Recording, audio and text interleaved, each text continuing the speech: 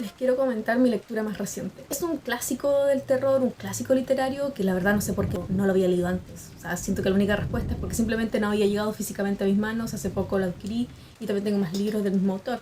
Un clásico del terror, un maestro del terror de la literatura contemporánea, muy reconocido por sus lectores, de diferentes reconocimientos a nivel internacional. Estamos hablando de una literatura que por esta vez no es literatura chilena, pero sí es una literatura del terror que es obligada para todos los amantes del terror. Había leído varias obras de Stephen King, pero siempre leía literatura que fue publicada, diríamos, después del 90. Y la gracia y la versatilidad de King yo creo que uno la ve en sus primeros libros. No porque sean mejores que los demás, sino porque los lineamientos que sigue detrás de cada una de sus creaciones son distintos. Y eso lo advierten mientras escribo. Si no han leído, les recomiendo leerlo. Parte autobiográfico y parte también muchos de su proceso creativo de escritura. Y que también puede servirnos a los escritores, también puede ayudarnos a entender o ver de otro punto de vista su misma literatura. Quiero comentarles el primer libro publicado de Stephen King en 1974. Estamos hablando de Carrie, un libro excepcional. Poquito más de 200 páginas con las que consigue transmitir una historia que generaría caminos y caminos de literatura. ¿Cuánta literatura, cine se ha inspirado en Carrie?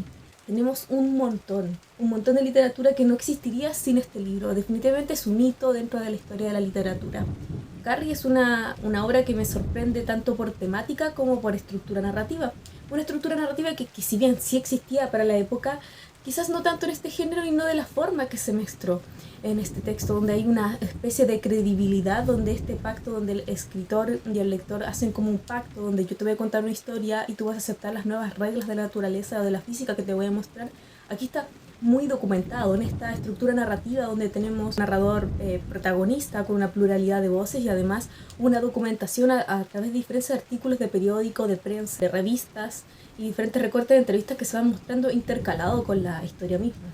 Y en sí la historia de Carrie es súper sorprendente. Creo que todos la conocemos, aunque no hayamos leído el libro, a través de otras películas, a través de otros libros. Cimentó los caminos de muchos escritores y mucho cine que se fue creando en base a los mismos personajes. Hay muchos personajes estereotipados que diríamos hoy en día, pero innovadores en esta época.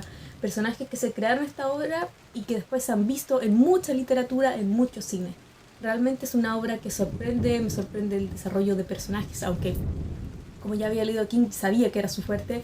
Aquí lo vemos como a mí me gusta, sin relleno. Odio el relleno de la literatura, entiendo por qué King lo incorpora y también tiene que ver con otra lectura de King que les voy a comentar más adelante. Estoy leyendo actualmente. Este libro lo terminé de leer ayer. Había visto la película, pero obviamente leerlo es una experiencia que se las recomiendo no saltarse. Léanlo. Cuando pienso en Carrie, o al menos mi interpretación lectora, aquí voy a hablar como mi experiencia lectora, es un personaje que sufre el ostracismo dentro de su colegio durante toda su vida, durante su vida familiar. Prácticamente no tiene amigos. En el colegio es una chica aislada, con pocas oportunidades, relegada y que muchas veces es burlada por todos sus compañeros. Y al pasar la historia, aquí un poquito ya casi llegando al final, nos damos cuenta que Carrie es una persona que nació para sufrir. Nació para sufrir, para no ser querida, para ser relegada, para ser odiada y detestada. Y eso es una regla que se cumple a lo largo de toda la historia. Independiente de la actitud de Carrie. Carrie comete un crimen, podríamos decir, llevada por la ira, de esta vida, de estar harta de solamente ser como una especie de personaje secundario dentro de su propia historia, donde todos se burlan y todos toman la determinación de qué va a suceder con ella. Hay un argumento central que es a través de la menstruación de la mujer, que se incorpora dentro de esta literatura, lo podemos ver mucho dentro de literaturas que vienen posteriormente, que describen la menstruación o el inicio de la menarquia, como el inicio de la menstruación de la mujer como un proceso bastante importante. De hecho, este libro me llama bastante la atención porque empieza con una menarquia y termina con menstruación. Y hay un concepto de sangre que se desarrolla día que es parte del argumento. Carrie es el personaje desdichado que siempre es el personaje secundario de su historia y que siempre es odiado, despreciado por todos. Y cuando decide dejar de ser el personaje secundario de su propia historia y empieza a ser el protagonista, el horror se come todas las páginas, se come a todos los restos de los personajes, pasa de ser una protagonista a una especie de antagonista dentro de su misma historia. Es como si dentro de la misma historia King hubiese dicho: voy a crear un personaje que que está condenado a ser un personaje secundario, y cuando se quiera revelar tampoco va a ser protagonista, va a ser el antagonista de esta historia. Es una obra que la verdad disfruté mucho, y de hecho me apuré en terminar de leerla. Es una obra bastante breve, me la leí en un fin de semana.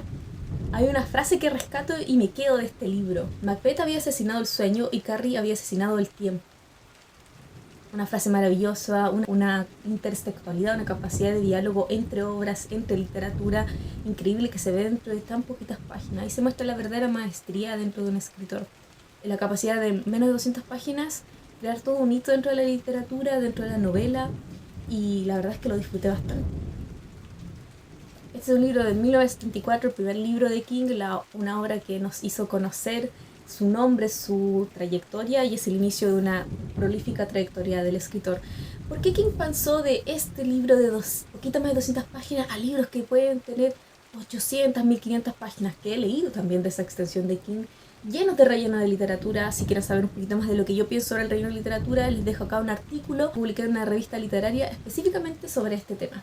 Yo entiendo por qué King lo hace, pero también me sitúa en un lugar bastante interesante el pensar en esta literatura tan sencilla, tan accesible, tan llena de versatilidad y audacia en su pluma, para después entregarse un relleno que parece obsesivo dentro de la misma.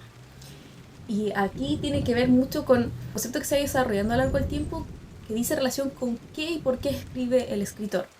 Mariela Enríquez, una de las grandes exponentes del terror, ha señalado en diversas entrevistas de que cuando ella escribe lo que a ella le gustaría leer. Y el lector puede coincidir o no, pero ella como escritora no se puede doblegar ante lo que diría un lector.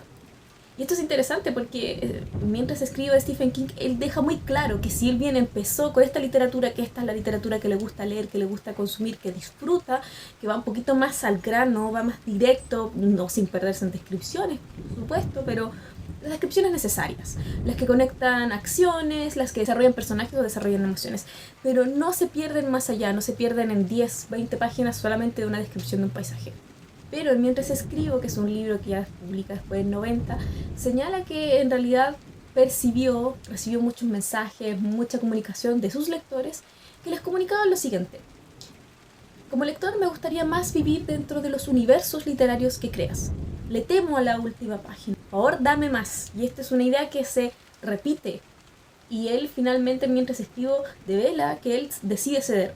Te voy a dar más páginas, aunque estas páginas extras que te doy son relleno. Un relleno que vas a querer, pero que quizás no es necesario en la historia misma. Y esta es una idea muy interesante, que el hecho de que el escritor se doblega ante el escritor, porque es algo que King también trató dentro de sus universos literarios. Y tiene que ver con la siguiente lectura que estoy tomando actualmente, que ya empecé, Misery de Stephen King. Una lectura que yo diría obligada para todos los escritores. Obligada y no tan obligada.